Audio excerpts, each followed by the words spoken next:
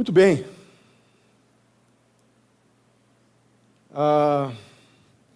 Abram suas Bíblias em 1 Coríntios, capítulo 11. Mas eu quero que você abra 1 Coríntios, capítulo 11, como eu acabei de dizer. Mas deixa seu dedo lá, que nós vamos daqui a pouco, antes de ler o texto propriamente dito, 1 Coríntios, capítulo 11, versos do 1 ao 3, nós vamos estar lendo daqui a pouco um texto que está em Mateus, capítulo 23. Então você vá, se quiser fazer o contrário, pode fazer. Deixa a sua Bíblia aberta lá em Mateus 23 e fique com o seu dedo lá em 1 Coríntios 11.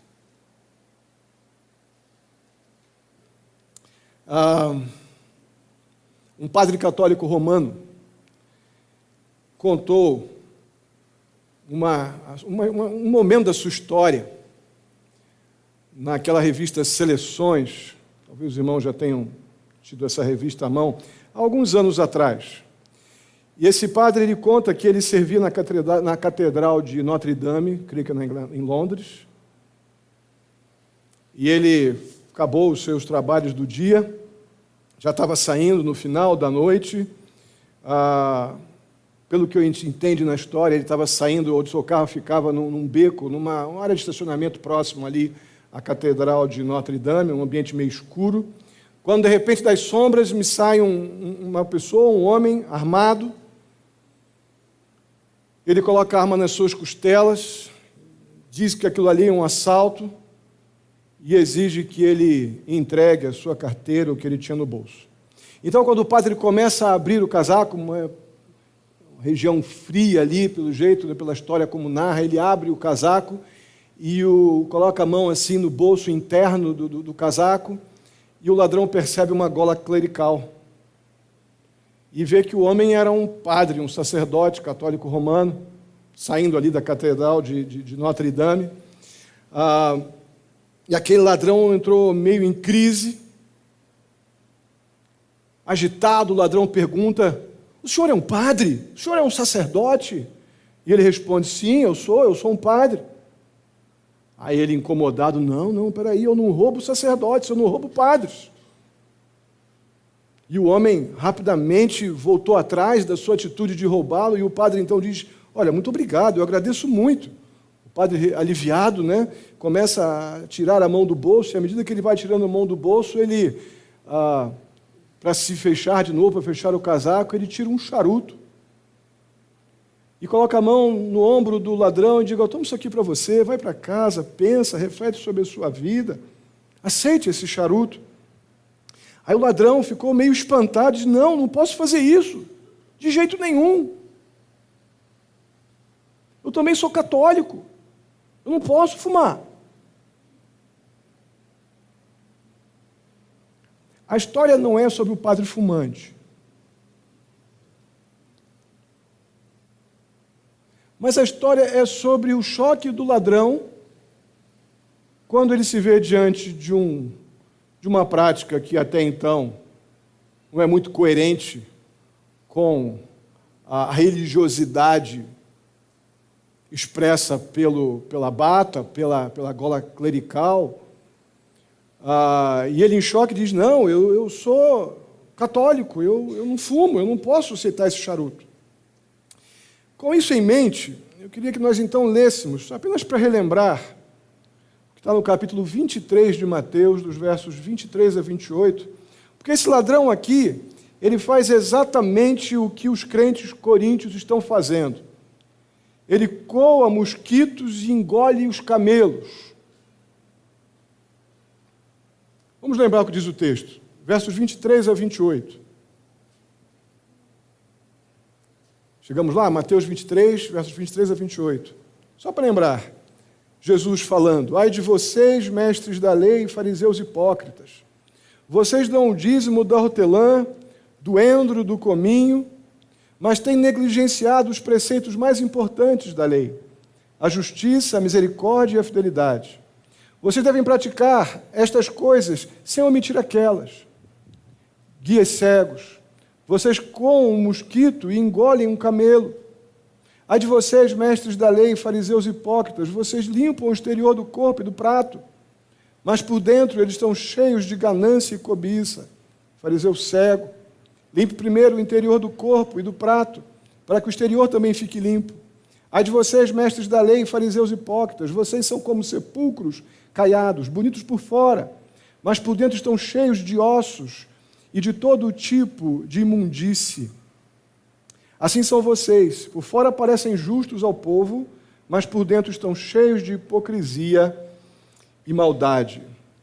Irmãos, aquele ladrão, ele tem a compreensão que ele não deve roubar um padre, mas facilmente roubaria qualquer outra pessoa. Ele tem compreensão que ele não deve fumar um charuto porque ele é católico, mas pode fazer qualquer outro tipo de coisas, porque ele não tem compreensão dos motivos que o levam a fazer determinadas coisas.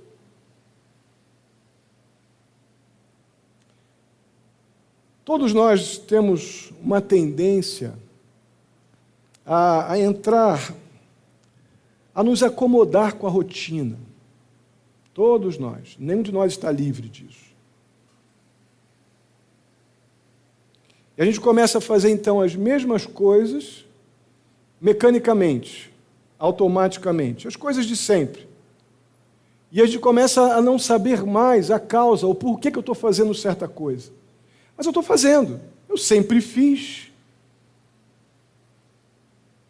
Para mim é normal fazer isso, mas já não entendo mais o porquê ou o para quê. Eu creio realmente que isso estava acontecendo com os coríntios. Estavam bem dentro desse ambiente de acomodação.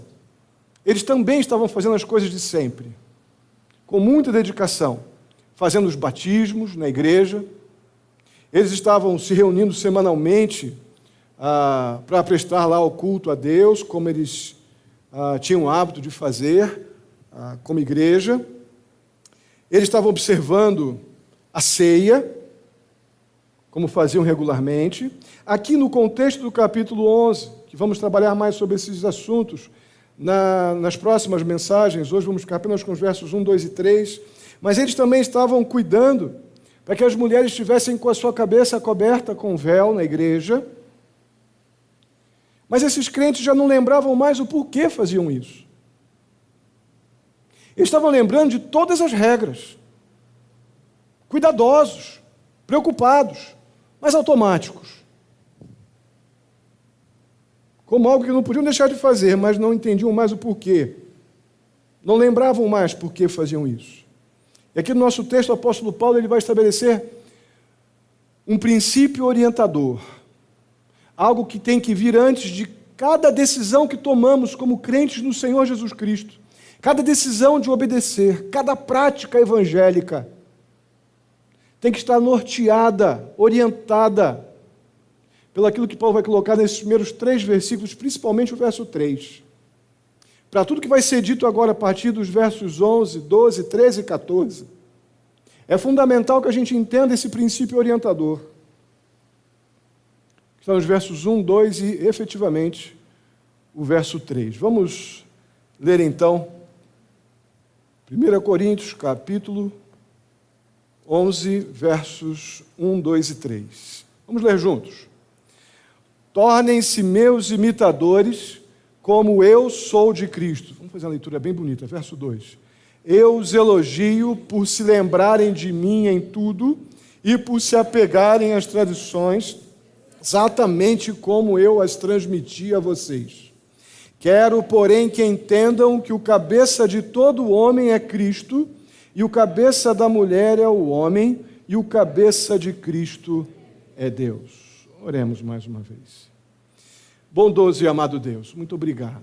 Muito obrigado por estarmos aqui reunidos num ambiente tão bom, agradável. Mas, Deus querido, eu peço em nome de Jesus que o Senhor nos incomode. Que muitas vezes nos falta a incomodação, a santa incomodação, que nos faz, ó Deus, encontrar todos os praquês, todos os motivos que nos levam a uma vida de adoração, de obediência e de temor. Nos falta, ó Deus, muitas vezes estar mais inquietos, mais incomodados com a necessidade, ó Deus, de uma obediência consciente. De nos sujeitarmos, ó Deus, ao Senhor e à Tua palavra, porque é o Senhor quem está falando.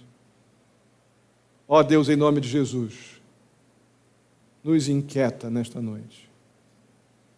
Eu te peço, ó Pai, em nome de Jesus. Amém.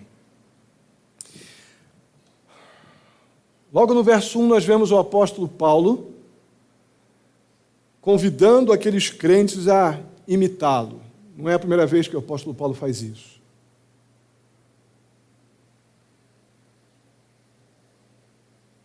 E o apóstolo Paulo já deu àqueles crentes de Corinto muitos motivos para imitá-lo. Nesse contexto imediatamente anterior ao capítulo 11, Paulo pede que os crentes, que eles renunciem voluntariamente a qualquer direito e liberdade que eles tenham. Mas se aquilo não edifica aquele irmão mais frágil, aquele novo convertido que não está entendendo muito bem, ou talvez já está uma pessoa que já está há algum tempo na igreja, mas não tem tido um relacionamento com as Escrituras que o leve a compreender as liberdades bíblicas, cristãs, evangélicas, que o crente mais maduro, então, que ele esteja pronto a abrir mão de suas liberdades por causa desse. Verso 23 do capítulo 10 vai falar sobre isso. Mais especificamente, o apóstolo Paulo ele afirma que ele procura agradar o outro naquilo que lhe for possível, se abstendo de buscar o seu próprio bem em função do bem do outro, como diz no verso 33 do capítulo 10. Então aqui nós temos, sem dúvida, algo a ser imitado. Mas tem mais coisas a ser imitada a partir daqui, muito mais coisas a serem vistas. E no verso 2, nós nos deparamos mais uma vez com o inesperado elogio do apóstolo Paulo, como vimos semana passada. Eu preguei semana passada aqui? Preguei, né? Com o elogio que o apóstolo Paulo fazia à igreja. E como eu disse, não é muito esperado que o apóstolo Paulo elogie uma igreja tão difícil. No entanto, apesar disso, ele começa aqui no verso 2 do capítulo 11 de uma maneira muito positiva, muito encorajadora, elogiando os crentes porque eles têm se lembrado de todas as tradições.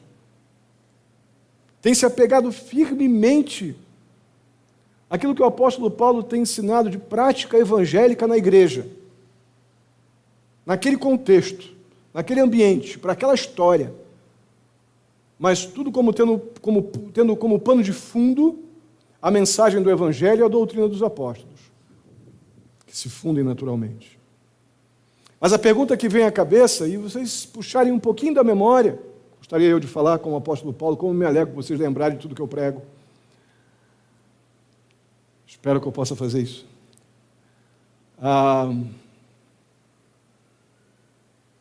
Mas vocês devem lembrar que eu preguei algum tempo atrás a diferença entre tradição e tradicionalismo. Lembram disso? Tradicionalismo é uma coisa muito inútil. Mas as tradições bíblicas, evangélicas, princípios eternos que afetam a nossa vida e confirmam o nosso testemunho, esses devem ser, sem dúvida alguma, exercitados sempre. Sempre. E é nesse sentido que o apóstolo Paulo está falando. Quais são essas tradições que o apóstolo Paulo está alegre porque os crentes de Corinto não esqueceram? Primeiro, obviamente, é a mensagem do Evangelho. E a segunda grande verdade são as práticas que acompanham a mensagem do Evangelho. E o nosso texto aqui, do capítulo 11 até o capítulo 14, vai tratar dessas práticas importantes para aquela igreja e aquelas que permanecem importantes para hoje. Nós vemos o apóstolo Paulo falando, no contexto aqui, que vem imediatamente a seguir, dos versos 4 ao 16, que vamos tocar neste assunto na próxima mensagem, falando sobre a realidade daquele momento, sobre as mulheres, né, cobrindo a cabeça com um véu. Na sequência do capítulo 11 vai se começar a falar sobre a ceia, os critérios para a ceia do Senhor, os cuidados com a ceia do Senhor, e do capítulo 12 para frente vai se começar a trabalhar com a questão dos dons espirituais na igreja, a vida prática da igreja no dia a dia, como ajuntada como o corpo de Cristo. Tudo isso vai ser tratado, e Paulo elogia os crentes dizendo: olha, vocês têm lembrado de tudo. E aí então nós chegamos no princípio orientador. Como essas tradições ou essas práticas evangélicas devem estar acontecendo sob que bandeira? Motivadas pelo quê? Por causa de que eu me ajunto aqui para participar da ceia do Senhor? Por causa de que eu tenho um comprometimento com anunciar o Evangelho aos perdidos e me alegro com a mensagem do Evangelho? Por causa de que eu cuido, então, de ter cuidar do meu corpo como templo do Espírito Santo de Deus, uma vez salvo em Jesus Cristo? Quais os motivos que me levam a essas preocupações evangélicas? Por que eu tenho essas preocupações? É apenas um monte de regras? Que eu agora sou crente, tenho um monte de regrinhas de 1 a 10 para me submeter? O que me faz, então, me colocar debaixo desses princípios que acompanham o Evangelho que me alcançou? Então, é dentro dessa ideia que as tradições evangélicas estão sendo mencionadas no verso 2, e o princípio orientador está no verso 3, que diz assim: quero, porém, que entendam que o cabeça de todo homem é Cristo, e que o cabeça da mulher é o homem, e o cabeça de Cristo é Deus. Eu creio que o grande destaque desse texto aqui, para a gente poder começar a pensar, é o porém.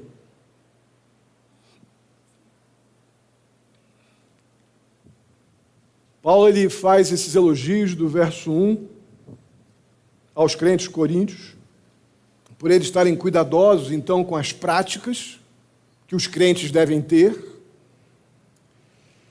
Porém, como o texto sugere, eles não estavam fazendo isso com a motivação correta. Estavam super cuidadosos com o submeter a vários critérios e algumas rotinas importantes. Mas que sem entender o porquê que eu estou fazendo isso, sem a motivação correta, sem a atitude espiritual correta, isso não levaria para um lugar bom. Mas eles estavam mantendo as tradições, mecanicamente, sem compreensão clara do porquê estavam fazendo isso. Então o apóstolo Paulo ele se propõe a lembrá-los desse princípio de significado tão importante para a vida dos crentes, que é aquele que eu estou chamando de o princípio da liderança. Ou seja, vocês fazem o que fazem por quê?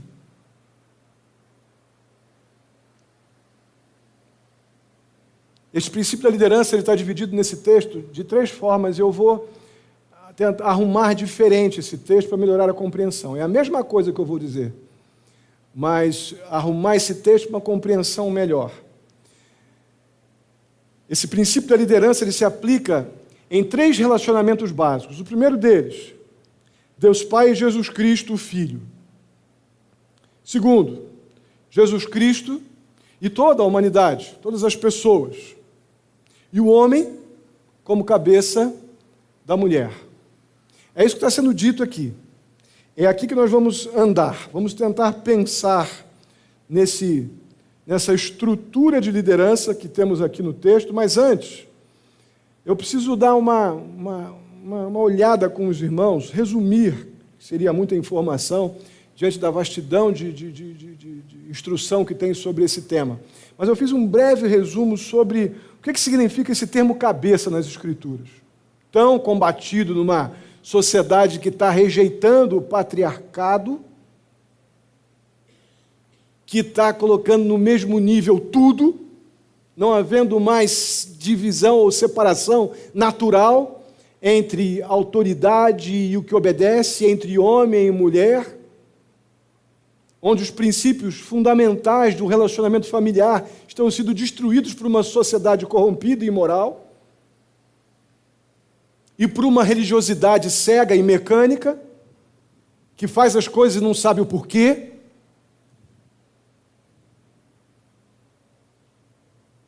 Vamos entender um pouquinho do que significa esse cabeça aqui, em cima de vários princípios apresentados nas Escrituras. Um princípio comum nas Escrituras sobre ser a cabeça é o sentido de fonte. É fonte no sentido de cabeceira de um rio, nascente de águas, onde o rio começa. A fonte de um rio, nascente, o começo. Ser cabeça também está ligado nas Escrituras a ser aquele que tem autoridade maior,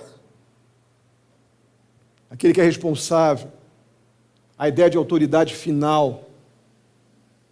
Ser cabeça também, muito fortemente nas Escrituras, está ligado à ideia de preeminência entre os demais. Essa não é uma palavra comum, eu tentei arrumar um sinônimo para ela, mas não tinham palavras, pelo menos no meu curto vocabulário, que me ajudassem a colocar melhor. Então, eu trabalhei a ideia da seguinte maneira: ser preeminente é aquele que recebe toda a glória. São os sentidos mais comuns de ser o cabeça, ou a cabeça, nas Escrituras. Por exemplo, Cristo é o cabeça da igreja, não é? Por quê? Porque foi Ele que trouxe a igreja à existência, e a igreja o serve e o adora. Cristo é o cabeça da igreja porque a igreja está sujeita a Ele. Cristo é o cabeça da igreja porque a igreja o serve. Cristo é o cabeça da igreja porque recebe a glória na igreja.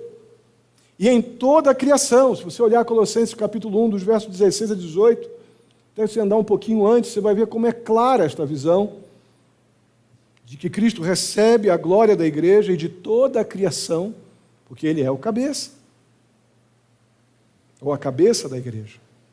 A Bíblia diz também que o homem é o cabeça da mulher, e quanto problema tem nisso aqui, nessa sociedade que está batalhando, existe até uma teologia feminista agora, para tentar combater de toda forma o sistema que Deus estabeleceu para a glória dele e para o nosso bem. Depois da decisão do homem e da mulher de se rebelar contra ele lá no Jardim do Éden, no capítulo 3 de Gênesis, onde não deveria mais haver homem e mulher, talvez algum outro tipo de alguma outra coisa. Mas não homem e mulher que se rebelaram contra Deus, mas Deus decidiu que aqueles ali seriam criados à sua imagem e semelhança, sofreriam as consequências do seu pecado, mas também resultariam na sua glória. Mas isso as pessoas não lembram muito quando querem, de todas as formas, denegrir a estrutura patriarcal das Escrituras, julgando que o homem oprime a mulher, até mesmo, irmãos, essa tentativa da sociedade dos nossos dias, insistente tentativa de destruir essa estrutura bíblica patriarcal, pai, mãe e filhos, e as responsabilidades a cada um conforme as Escrituras mandam, a ponto de pessoas dizerem que Deus não precisa ser homem, Deus pode ser mulher. Só para poder combater essas realidades bíblicas, que Deus não está nem aumentando nem diminuindo ninguém, Deus está dando responsabilidades. Não há uma preocupação de aumentar ou diminuir. Deus está responsabilizando o homem e mulher.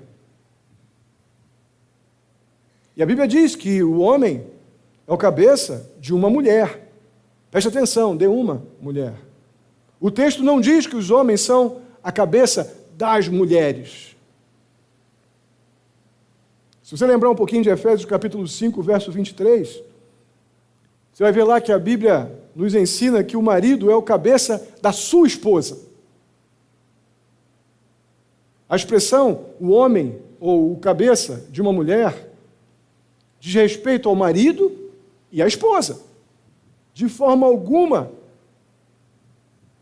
estamos lidando aqui com um conceito genérico. Eu acredito que a razão desse texto estar arrumado dessa forma é sem dúvida, porque lá na criação de Adão e de Eva, quando os dois caíram e sofreram a maldição da decisão pecaminosa que tomaram de rebelar-se contra o Senhor, Adão e Eva representaram toda a humanidade. Nós estávamos lá.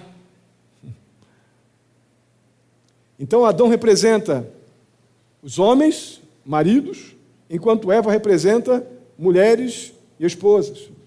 E aí você vai concordar que o apóstolo Paulo aqui nas Escrituras instrui as esposas a serem sujeitas aos seus próprios maridos e não aos homens em geral. A Bíblia ela trabalha com toda uma estrutura de extrema coerência e de responsabilidades específicas. Não essa coisa que tentam fazer e tentando, então, afetar essa estrutura importante de liderança que Deus criou. É importante destacar também que na igreja, o apóstolo Paulo orienta nas Escrituras a Timóteo, em 1 Timóteo capítulo 2, versos de 8 a 15, que o homem deve exercer autoridade na igreja. É o homem que exerce essa autoridade. E a mulher tem o seu papel também na igreja, mas o homem tem a responsabilidade de ter liderança sobre a igreja, e isso inclui as mulheres. Eu não vou entrar nesse mérito hoje. Eu estou apenas tentando trazer para os irmãos um princípio de liderança que Deus estabeleceu. Não foi a sociedade que estabeleceu. Não foi o movimento machista que estabeleceu. Não foi o apóstolo Paulo, extremamente acusado de machismo. E como vocês viram no acampamento, os que estavam lá, Paulo é acusado inclusive por alguns especialistas em teologia e psicologia, uma pessoa problemática em sua sexualidade, pela pressão que ele coloca nas mulheres. Esforço enorme para destruir o princípio da liderança, que nos leva à obediência. Eu não tenho que obedecer às Escrituras porque alguém me convenceu. Eu tenho que obedecer às Escrituras porque Deus mandou.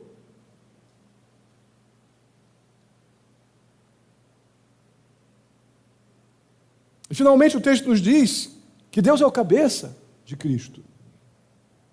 Irmãos, isso é tão importante, essa estrutura de liderança, ou esse princípio de liderança, que quando Satanás tentou Jesus lá no deserto, o que ele fez?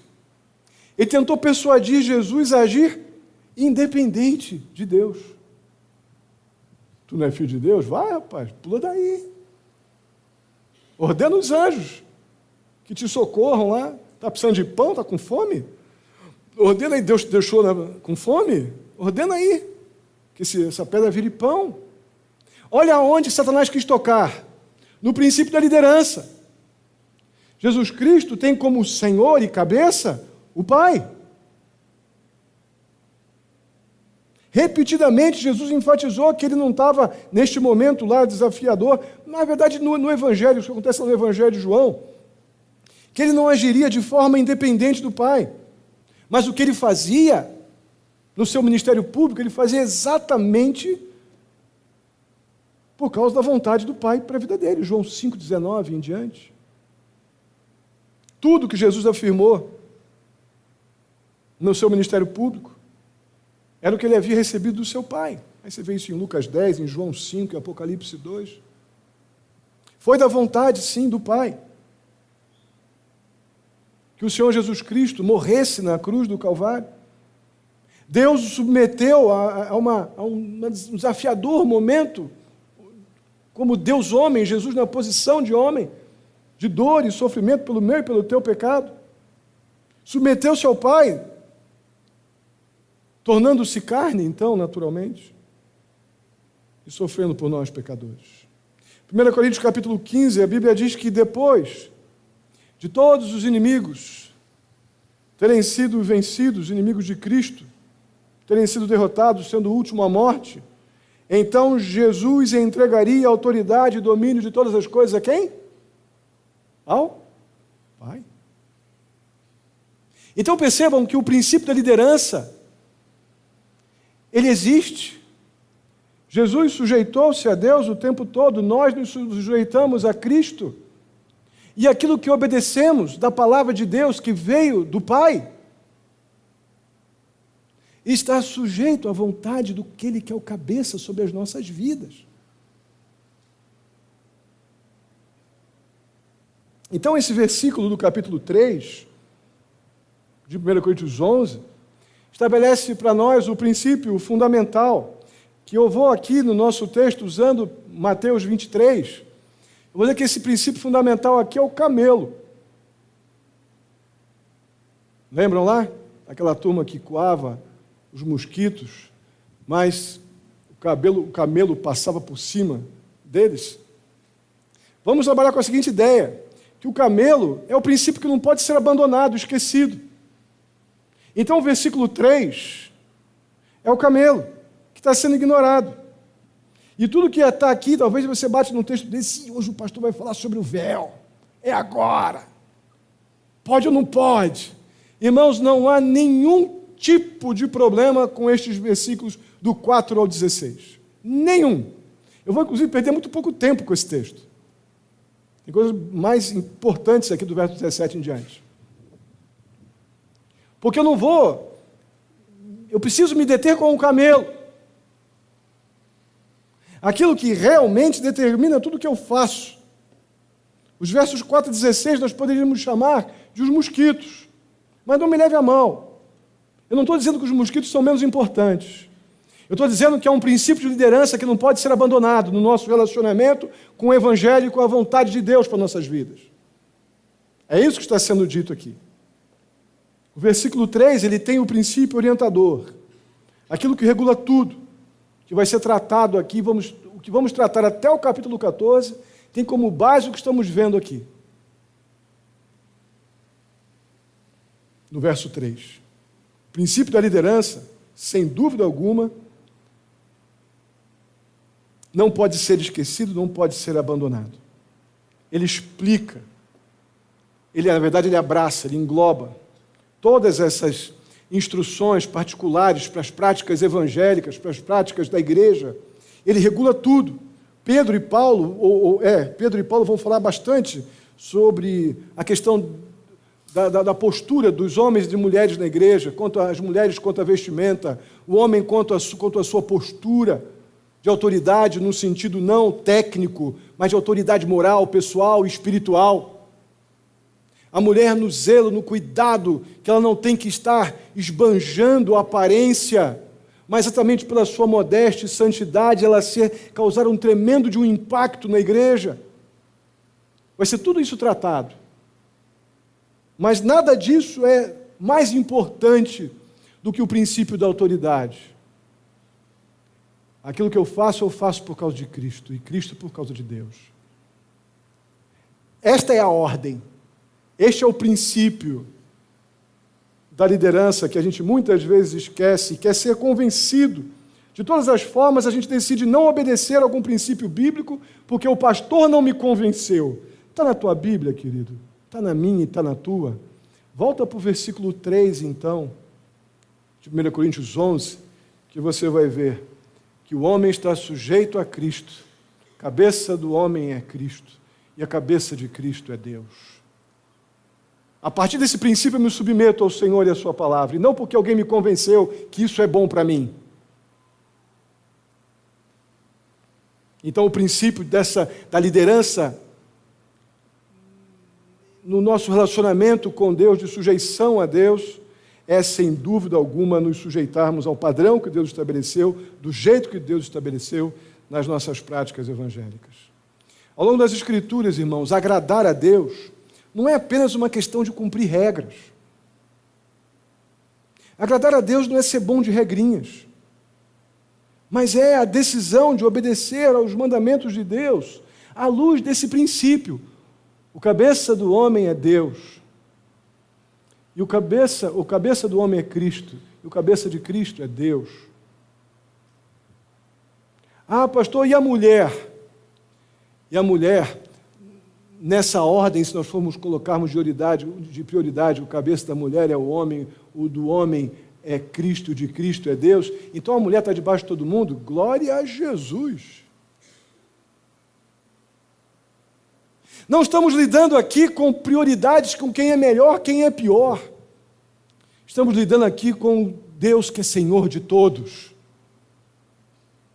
Não estamos lidando aqui com alguém que tem mais poder e mais capacidade do que outro. Não, estamos lidando com o princípio de liderança que coloca Deus como Senhor, autoridade suprema sobre todos nós e sobre a nossa vontade e as nossas práticas evangélicas.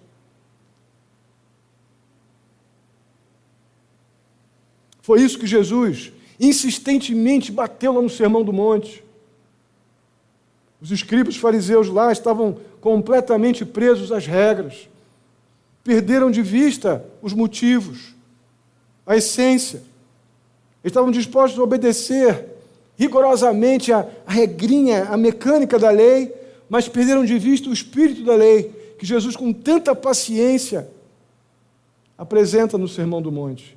Irmãos, quando nós somos campeões em seguir regras, em pegar todos os mosquitinhos, mas esquecemos as razões, que é o camelo, a gente tem um perigo gigante que causa um grande mal para a igreja, que é nos tornarmos os legalistas de plantão. Que mal esse perfil causa na igreja de Cristo? Precisamos, uma vez que identificarmos isso, confessar como pecado, nos arrepender e trabalhar fortemente para nos relacionar mais fortemente com o princípio da liderança, com o camelo. Entendam bem, né, a ideia do camelo, estou usando a ilustração de Mateus 23, que o próprio Senhor Jesus usou. Então, a nossa submissão à liderança de Jesus não é o mais importante. A submissão à liderança de Jesus é fundamental, ela é final. Tem que fazer isso que é mais importante do que aquilo. Não, não tem mais importante. Sujeitarmos a liderança de Cristo através da submissão e sujeição à sua palavra é final. Eu não tenho que encontrar motivos que me encorajam, ou que me animem, ou que me convençam. O Evangelho não é uma mensagem de um Deus fraco, impotente, que fica lá no céu, insistindo, Ele precisa da nossa cooperação desesperadamente. É por isso que Ele fica invocando a nossa obediência. Não, a mensagem do Evangelho não é isso. Deus não está fazendo um apelo insistente para que vocês sejam bonzinhos e os obedeçam, para que nós sejamos bonzinhos e legais e obedeçamos. Não está fazendo isso não, de jeito nenhum. O Evangelho é uma mensagem, é um anúncio objetivo de que Jesus é o Messias de Deus, Ele é o Rei. É nosso dever cair diante dEle, humilhados em adoração e contente obediência. Quando a gente prega o Evangelho, meus irmãos, nós devemos pregar este Evangelho como representantes máximos do nosso Rei, como embaixadores, como a Bíblia nos diz. Aqueles que estão representando a cabeça do ser humano. Queira o homem ou não, Deus é Senhor de todos. É muito melhor eu ser Senhor daquele que eu reconheço como Senhor, do que ter um Senhor que eu rejeito.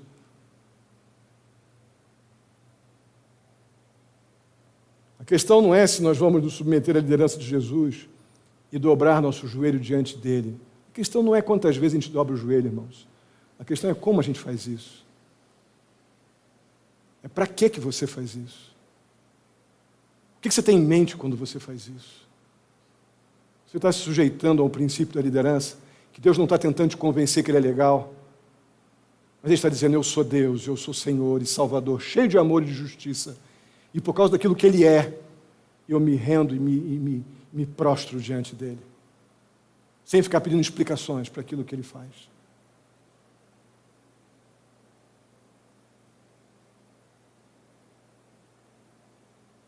A gente pode se dobrar diante do Senhor, cheio de temor, com gratidão e alegria, nos submetendo à liderança e à autoridade de Cristo Jesus, ou simplesmente podemos fazer isso religiosamente. Podemos também, mas sem relacionamento e sem consolação. Então nunca estou satisfeito. É por isso que, de forma geral, os religiosos começam sempre com uma vela. Mas em pouco tempo, 10 velas não satisfazem. Andar daqui a Aparecida não satisfaz mais. Eu tenho que ir para Compostela, eu tenho que subir monte, descer monte, eu tenho que fazer 1000 coisas, porque eu nunca estou em paz com Deus, porque os meus sacrifícios religiosos não são suficientes. Somente o sacrifício de Cristo foi suficiente para apacentar o meu coração cheio de culpa por causa do pecado.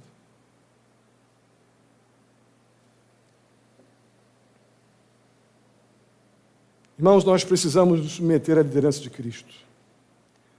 Nós devemos amá-lo, obedecê-lo, por ele ser Deus e não porque me convém ou ele me convenceu de alguma coisa. Sem dúvida alguma, essa postura de sujeição, de compreensão de que Deus é tudo sobre todos, e a sua palavra não é para me trazer nenhum tipo de... não é para me deixar animadinho, é para me deixar humilhado. A palavra do Senhor é para me deixar completamente grato, porque eu não poderia fazer nada por mim mesmo. Não poderia conseguir nada diante de Deus que me justificasse diante dele na sua vinda. Deus fez tudo. Então, quando eu me sujeito à palavra de Deus, é porque ele é Deus. Porque o cabeça da mulher é o homem. O cabeça do homem é Cristo. O cabeça de Cristo é Deus. É Deus sobre todas as coisas. Irmãos, a compreensão disso revela realmente em nós tanto o servo como aquele verdadeiro adorador. Mas a ausência disso também, dessa compreensão que eu não tenho que ficar procurando uma forma de tirar da Bíblia as coisas. Isso aqui não era para mim. Então tem muita coisa que está ligada à cultura, tem muita coisa que está ligada a contextos específicos de uma época, é verdade. Mas tudo está debaixo de um princípio geral, que Deus é Senhor sobre tudo. E tentar usar a questão do véu, por exemplo, que eu vou terminar aqui sem entrar em detalhes. Não tem pecado nenhum em você usar véu, viu, irmã? Também não tem salvação presa nisso. Não tem santidade preso nisso. Não tem pureza preso nisso. O que tem é uma realidade local, importante, histórica para aquele povo, e o problema de forma alguma está no pecado. O problema é botar o véu sem entender nada. Estou fazendo apenas porque isso tem que me colocar numa postura maior ou melhor do que os outros. Estou indo para a ceia, porque a ceia é hora de ficar super-homem na fé, né? É hora de tomar ceia e ficar poderoso. É isso que é vir para a ceia? É o maior momento de maior humilhação na nossa vida cristã. É quando a gente celebra que Deus precisou mandar o Filho dele morrer para que eu pudesse ter perdão de pecados e vida eterna. Cheio de gratidão e santa humildade, eu me aproximo dessa mesa. E os caras estavam indo sem entender o para quê e o porquê. Nós falaremos disso melhor mais à frente. Agora a gente precisa terminar com a seguinte coisa na cabeça. Não questione mais Deus na sua autoridade quando Ele se revela a você na sua palavra. Não tenta desmentir Deus porque te convém. Lembra que Deus é Senhor de tudo, é o cabeça de todas as coisas. Ele é a fonte de tudo que temos e somos. Amém? Vamos ficar de pé, vamos orar.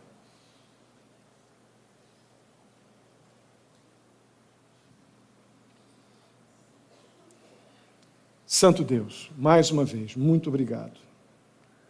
Muito obrigado porque tão carinhosamente e pacientemente o Senhor nos ajuntou, como tua igreja, para te honrar, para te adorar. Eu peço mais uma vez que o nosso culto a Deus tenha te agradado. Somos pecadores, ó Deus, muito imperfeitos, limitados, ó Pai, mas eu peço que o Senhor aceite o nosso culto. Te amamos, Senhor, te rendemos graças por tão grande salvação que recebemos. Nos ajuda a lembrar, ó Pai, unicamente de que o Senhor é a fonte de todas as coisas. Ajuda-nos a ter total submissão ao Senhor, cheios de gratidão e alegria. Leva-nos em paz para os nossos lares. Nos dá uma semana em tudo dirigida, guardada pelo Senhor. O Senhor conhece os desafios de cada um, ó Deus, talvez no trabalho, na escola, na família, relacionamentos. Ó Deus querido, ajuda-nos a sair daqui com esta lembrança tão especial de que o Senhor é a fonte de todas as coisas. O teu querer é santo e é perfeito. A tua vontade é boa e maravilhosa. Ajuda-nos, ó Deus, a sair daqui cheios de coragem, crendo que o Senhor há de nos conduzir à tua vontade, ó Deus. Nós estaremos ali, ó Pai, esse é o clamor que eu faço, que estejamos prontos a nos submeter àquilo que o Senhor nos conduzir. Ó Deus, ajuda-nos, ó Pai, a não nos aquietarmos diante daqueles ao nosso redor, que o Senhor tem colocado ao nosso redor, pessoas que ainda não conhecem o Senhor Jesus. Não deixe, ó Pai, que a gente se cale diante da iminência, ó Pai querido, da tua vinda. Ajuda-nos, ó Deus, a ter uma santa preocupação para com aqueles que estão se perdendo. Assim eu te peço, ó Pai. Mais uma vez agradecido pela nossa escola dominical, pelo nosso culto, pela nossa igreja estiva, atrás também o pastor André e a equipe em segurança. Assim te pedimos agradecidos, no nome santo de Jesus. Que a graça do nosso Senhor e Salvador Jesus Cristo, o amor de Deus, nosso amado Pai, a comunhão e a consolação do Espírito Santo esteja sobre a vida de cada um de vós, queridos e amados irmãos, hoje e até a vinda do nosso Senhor Jesus Cristo. Amém e amém. Que Deus abençoe. Podem sentar. Tenham o seu tempo de oração.